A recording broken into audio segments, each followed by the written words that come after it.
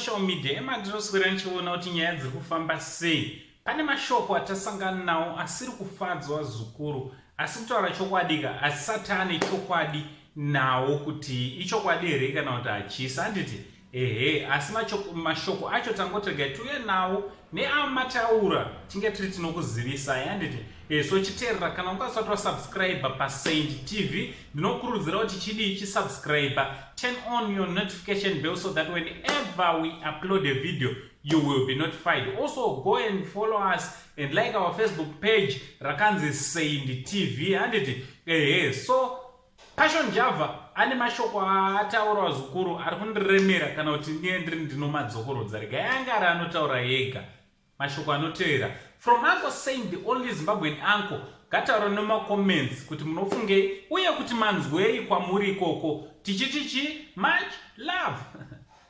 Tabatikana hama dzangu, upenyu hausinyore, kutonga kwaMwari hakuna reverse. Batikana, I feel sad to announce news yekuti Madam Boss vashaya neCovid. Upenyuka. Madam Boss was a very good comedian lady.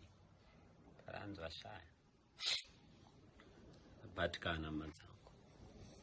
Batikana. Nangoruna mofo. Mwari kusimbise imofu. Ngati nyaradzo ndio iri kuketa mabuse eseposo avane funeral parlor kunyaradzo. Chimomse chaita mwana. My condolences kuna mufu. Madam Boss, rest in peace.